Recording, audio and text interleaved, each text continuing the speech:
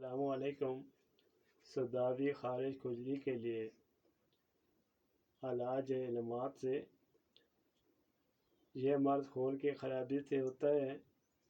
یہ شکایت خون کی اضطراب اور سودیت سے پیدا ہوتی ہے۔ کبھی ہاضمہ خراب رہنے سے پیدا ہو جاتا ہے۔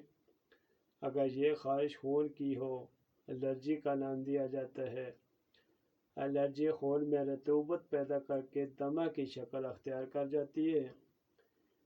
دمہ کی زیادہ تر تکلیف سردیوں میں جسم کے ٹھنڈا ہونے پر محسوس کی جاتی ہے، جس کی علامات بار بار کھانسی کا ہونا، سانس کا رکنا جس کو برونکائٹس کہتے ہیں، اس کا زیادہ وقت رہنا، پھیپھڑے اور گردے متاثر ہوتے ہیں۔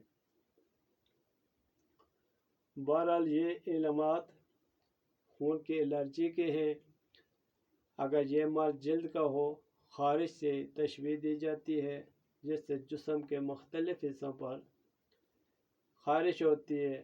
خارش کی انتہا جسم پر زخم پڑ جاتے ہیں اور بعض اوقات دانے بھی نکل آتے ہیں، جس کا علاج اس دوا سے کیا جاتا ہے: شائترا 7 ماشے، چرائتا 7 ماشے، سرپوکا 7 ماشے اور مندری 1 تولہ، حلیلہ سے 6 ماشے اور سندل سرخ 5 ماشے۔